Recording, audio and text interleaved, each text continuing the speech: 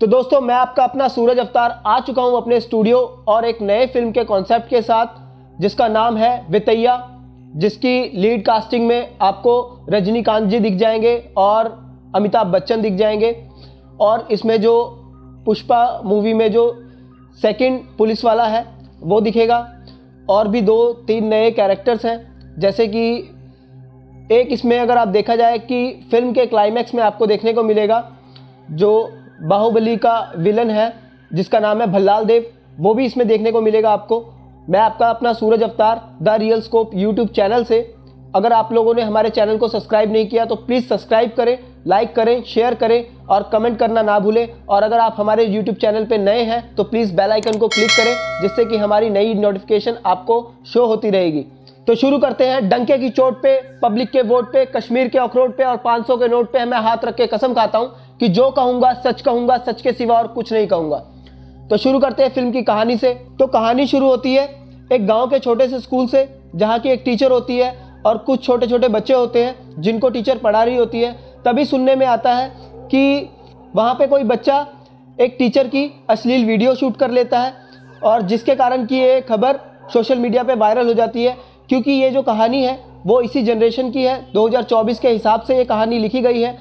तो यहाँ पे भी स्कूल में बच्चे फ़ोन लेके जाते हैं, और जिसके कारण कि ये वीडियो शूट हो जाती है और ये वीडियो वायरल हो जाती है। तभी देखने को मिलता है कि मीडिया पे ये न्यूज़ चल रही होती है कि किसी बच्चे ने स्कूल की टीचर का एक अश्लील वीडियो बना लिया है और वो वीडियो वायरल हो चुकी है। और भी बहुत सारी चीज़ें देखने को मिलती है, जैसे कि बच्चे नशे की हालत में हैं, बच्चे बहुत ज़्यादा अडिक्ट हो चुके हैं, बहुत ज़्यादा करप्ट हो चुके हैं और पढ़ाई लिखाई बिल्कुल नहीं कर पा रहे हैं, और भी गलत ट्रैक पे चल रहे हैं। जिसमें कि स्कूल के अंदर काफ़ी टाइम से गांजा छुपाया जा रहा था, जो कि एक इलीगल लोग, उस गांव के इलीगल जो लोग होते हैं वो इसका व्यापार करते हैं, बिजनेस करते हैं, और वो अपने भारी स्टॉक को कहीं रखने की जगह ना होने के कारण वो इसे स्कूल में छुपा देते हैं। तो स्कूल में छुपाने के बाद टीचर को इस बात का पता लग जाता है। किसी तरह वो पूछती है कि ये रूम लॉक है, वो लॉक रूम टीचर खोलती है और वो तभी देखती है कि उसमें बहुत सारा गांजा है। तो वो इस बात की कंप्लेंट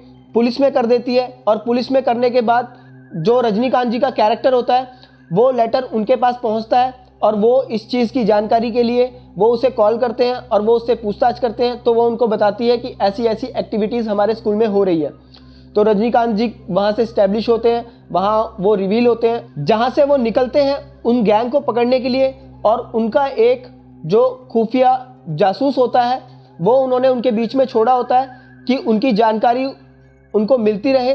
वो जो कैरेक्टर होता है, वो खुफिया जासूस का कैरेक्टर होता है, वो वहाँ उन गुंडों के बीच में, उन ड्रग्स स्मगलरों के बीच में रह के वो उनके बीच में खाने पीने का इंतज़ाम करता है, उनके लिए चाय बनाता है और नाश्ता तैयार करता है। तो वो उनके बीच में रह के वो जानकारी हासिल करता है और वो रजनीकांत जी को वो सारी इंफॉर्मेशन देता है, और वहीं से उनको पता लगता है कि ये सारे लोग यहाँ रहते हैं। तो रजनीकांत जी वहाँ पे पहुँच जाते हैं और फिर उन लोगों को मारते हैं, उनकी गुंडागर्दी ख़त्म करते हैं और वहाँ से वो निकलते हैं। वो जो कैरेक्टर होता है, जो उनका असिस्टेंट होता है, जिसे उसने खुफिया जासूस के रूप में रखा होता है, वो हालांकि एक चोर होता है, पर रजनीकांत जी उस पर दया खा के उसे अपने साथ रख लेते हैं कि तू बहुत शार्प है, बहुत स्मार्ट है, तो तू मेरे लिए काम कर, मैं तुझे इस कैरेक्टर से मुक्ति दिला दूंगा, मैं तुझे ये चोर का जो तुझे एक टैग मिला हुआ है मैं तुझे इससे क्लीन करा दूंगा। तो उसके कारण वो उनके साथ रहने लग जाता है और उनके लिए ज़रूरी जानकारियां हासिल करके उन्हें देता है। वो जो कैरेक्टर होता है वो लड़की का कैरेक्टर होता है जिसने उन्हें जानकारी दी होती है गांजे की। वो उनको अपने साथ लेके जाते हैं अपने गांव, अपने घर, और उन्हें बताते हैं कि तुम बिल्कुल टेंशन मत लेना, तुमने जो जानकारी दी है इससे मैं बहुत सारी चीज़ें जो हैं, गलत एक्टिविटीज़ हैं, वो ख़त्म कर दूंगा, और तुम्हारी जानकारी के कारण ही मुझे आज इतनी सफलता मिली है। हालांकि उस लड़की का नाम मीडिया में आ जाता है। वो गैंग वाले लोग होते हैं, वो भड़क जाते हैं, वो उस लड़की को टारगेट करते हैं क्योंकि उनका बिजनेस, उनका धंधा बंद हो चुका होता है। उसके कारण वो लड़की फिर वहाँ से रजनीकांत जी के पास से अपने घर वापस लौट जाती है। फिर वो अपने स्कूल वापस वैसे ही जाने लगती है। तभी देखने को मिलता है कि वो स्कूल में लेट हो जाती है एक दिन, और उसके कारण वो जब लास्ट में अपने घर जा रही होती है स्कूल लॉक करके, तभी वहाँ कोई आदमी आ जाता है जो कि स्कूल का दरवाज़ा अंदर से लॉक करता है और उस लड़की की तरफ बढ़ता है। और वो लड़की समझ जाती है कि ये किसी गलत इरादे से आया है और वो मुझे मारने की कोशिश करेगा। तो लड़की वहाँ से भागती है, भागते हुए वो अपने स्कूल के छत पे चली जाती है और छत पे जाने के बाद जैसे ही वो छुपने की कोशिश करती है तभी उसे वो ढूंढ के उसे एक रॉड से मारता है, उस लड़की के साथ अश्लील हरकत करता है और वहाँ से वो निकल जाता है उस लड़की को मार के। तो वो उस लड़की को मार के वहीं पानी के टैंक में फेंक देता है। तो ये बात जब गांव वाले को पता लगती है तो वो गांव वाले वहाँ पे इकट्ठे हो जाते हैं और पुलिस को बुला लेते हैं और पुलिस को बुलाने के बाद वो वहाँ पे देखते हैं। फिर रजनीकांत जी वहाँ पहुँचते हैं। हालांकि लड़की रजनीकांत जी को वहाँ से फ़ोन कर रही होती है, वो जब छुपती है उस गुंडे से और वो वहाँ से फ़ोन कर रही है, पर रजनीकांत जी वहाँ पे होते नहीं है, अपने ऑफिस में नहीं होते। वो अपना फ़ोन छोड़ के ऑफिस से बाहर आ जाते हैं और वो तभी वो उन्हें फ़ोन करती है। पर वो बाद में जब जाके फ़ोन पे देखते हैं तो उनको पता लगता है कि उस लड़की की बहुत सारी मिस कॉलेज थी और जिसके कारण वो उसका कॉल ट्राई करते हैं पर फ़ोन उसका बंद आ रहा होता है। तो फिर उनको कहीं ना कहीं डाउट होता है। तभी उनको ये खबर पता लगती है कि उस लड़की का मर्डर हो चुका है और वो वहाँ पे उस गांव में उस लड़की के पास पहुँचते हैं और देखते हैं कि वो लड़की मर चुकी है। फिर वो वहाँ से उस जानकारी के लिए वो निकलते हैं। वो केस उनके हाथ में आता है बट कहीं ना कहीं लोग उनसे डरे हुए होते हैं और वो केस उनके हाथ से चला जाता है और वो कहते हैं कि ये हमेशा एनकाउंटर करता है, हमेशा मरने और मारने की बात करता है। तो वो केस उनके हाथ से निकल के किसी और एसीपी के हाथ में चला जाता है, जो एसीपी करप्ट होता है, जो उनसे मिला हुआ होता है। हालांकि ये बात बहुत बाद में इस्टेब्लिश होती है, लेकिन हम आपको बता दें कि वो ऑफिसर करप्ट होता है और वो करप्शन के कारण उन लोगों के साथ मिला होता है और इसी कारण उसके हाथ में ये केस भी आया होता है कि तुम्हें इस केस को किसी तरह दबाना है। तभी वो केस को एक लड़के की तरफ मोड़ देता है, जो एक लड़का सॉफ्टवेयर इंजीनियर होता है और वो उसी स्कूल का जो कंप्यूटर होता है वो सारा रिपेयर करता है। तो वहाँ से उस लड़की की कहीं ना कहीं उसके साथ कांटेक्ट होता है। वो उस लड़की को हालांकि दीदी बुलाता था और उस लड़की के साथ उसका एक अच्छा रिलेशन था। वो उसके साथ काफ़ी सारी बातें शेयर करती थी। उस लड़के को एक दो बार जेल से भी छुड़ाया था। हालांकि क्योंकि वो लड़का जो है कहीं ना कहीं थोड़ा सा अश्लील था, उस लड़के के अंदर थोड़ी सी कहीं ना कहीं काम वासना की एक वो रहती थी, तो जिसके कारण कि वो लड़का फंस जाता है इस केस में और उसे टारगेट किया जाता है कि ये काम उसी का हो सकता है।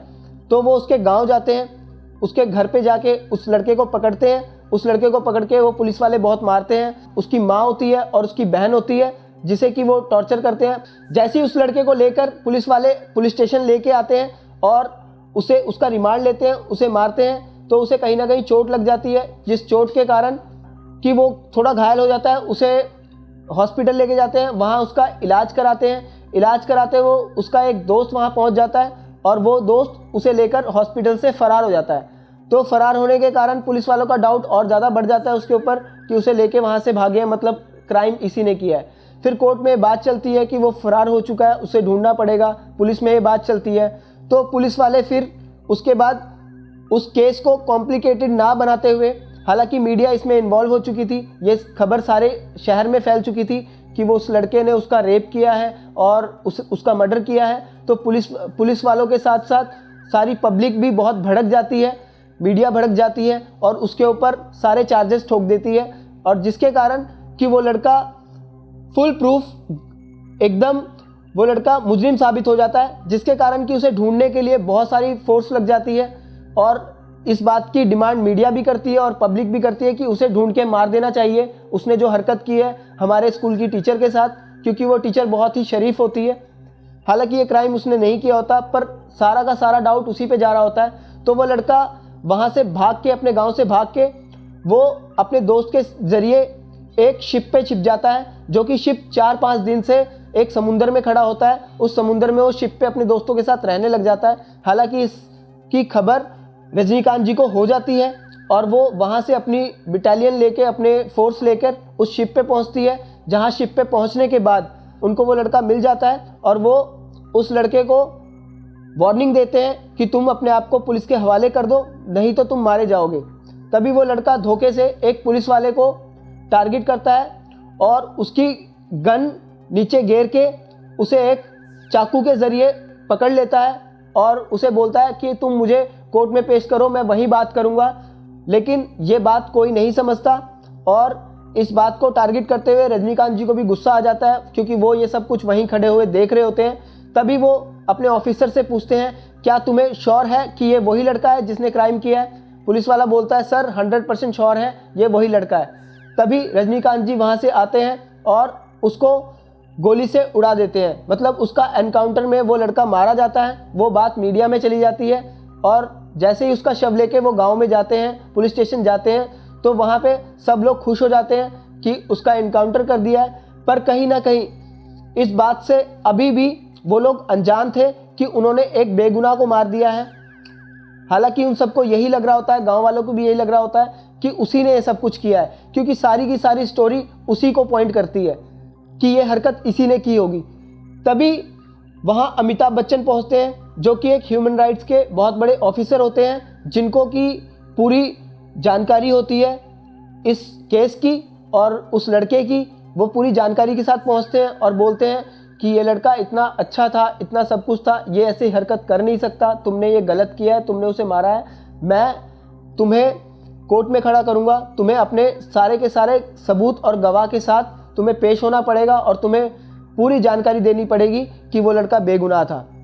तभी रजनीकांत को कहीं ना कहीं डाउट होता है कि ये इतनी सारी बात बोल रहे हैं, मतलब कुछ तो डाउट है, कुछ तो इसके अंदर दाल में कुछ काला है। तो ऐसी कुछ बात सुनकर तो रजनीकांत वहाँ से निकलते हैं दोबारा से सबूत ढूंढने। तो बहुत ही बारीकी से रजनीकांत जी सबूत इकट्ठे करते हैं और तभी देखते हैं कि उनको पता लगता है कि कोई और एक आदमी था जो उस लड़की का, उस टीचर का बहुत दिनों से पीछा कर रहा था उस गांजे के रैकेट पकड़वाने के बाद से।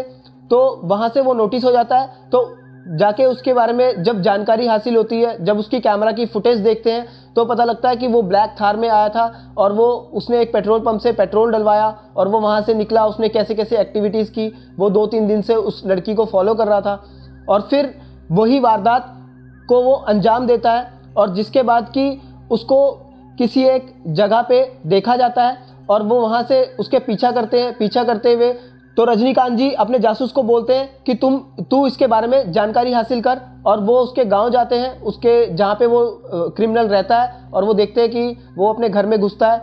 फिर वो अपने कैमरा, जो एक मक्खी के ज़रिए उसने एक कैमरा बनाया होता है, उस कैमरे को वो उड़ा के उसके घर के अंदर भेजता है और वो वहाँ से उसकी फ़ोन कॉल सुनता है, जो कि फ़ोन कॉल एक आदमी से ऐसी बात चल रही होती है कि जैसे कि वो आदमी रजनीकांत जी की टीम का ही है, वो कोई पुलिस वाला ही है। तो बाद में जाके बात खुलती है कि वो पुलिस वाला ही होता है जिसके हाथ में ये केस होता है। वो उसके साथ मिलके इस वारदात को अंजाम देते हैं। उस पुलिस वाले को काफ़ी सारे पैसे मिले होते हैं और फिर वो उस पुलिस वाले को हिरासत में ले लेते हैं और उससे पूछताछ करते हैं और उस गुंडे को भी पकड़ लिया जाता है और उस गुंडे के रिमांड करने के बाद उसको मार दिया जाता है।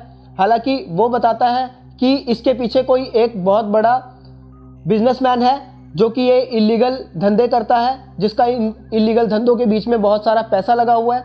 और फिर वो उसके पीछे पड़ते हैं और देखते हैं कि वो तो बहुत ही टॉप लेवल का आदमी है, उसके इस तरीके के धंधे हज़ारों जगहों पे चल रहे हैं, हज़ारों स्टेट में चल रहे हैं। और वहीं से हमारा मेन विलन रिवील होता है, जो कि बाहुबली का भल्लाल देव वाला कैरेक्टर होता है।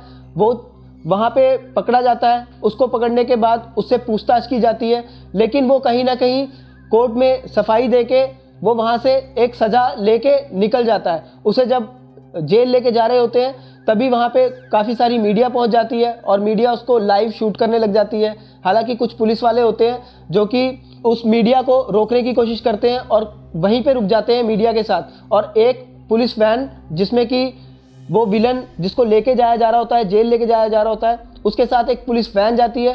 तभी रास्ते में देखा जाता है कि उस विलन के बहुत सारे गुंडे वहाँ पे पहुँच जाते हैं, जो कि उसे छुड़ा के वहाँ से फरार करके लेके भाग जाते हैं। और वो जैसे ही उसके अड्डे पे लेके जाते हैं, वहाँ एक हेलीकॉप्टर उसका इंतज़ार कर रहा होता है, जो कि उसे दूसरे देश ले जाने के लिए तैयार होता है।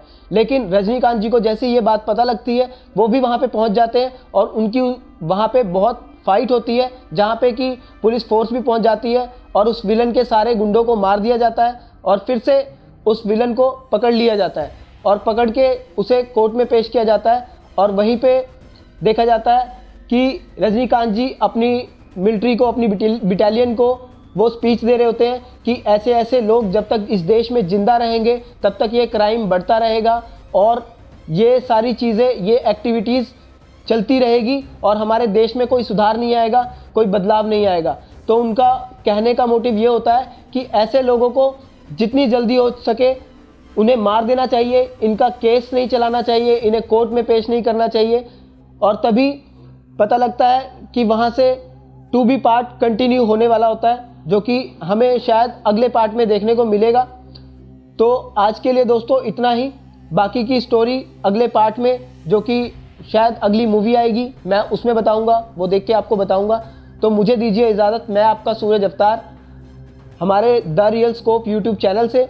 और अगर आप लोगों ने हमारे चैनल को सब्सक्राइब नहीं किया तो प्लीज़ सब्सक्राइब करें, लाइक करें, शेयर करें और कमेंट करना ना भूलें। और अगर आप हमारे चैनल पे नए हैं तो प्लीज़ बेल आइकन को क्लिक करें, जिससे कि हमारे हर नए रिव्यू की नोटिफिकेशन आपको शो होती रहेगी। तो मुझे दीजिए इजाज़त, मैं आपका सूरज अवतार। गुड नाइट, शब्बा खैर, आदाब। फिर मिलते हैं एक नए कंटेंट के साथ।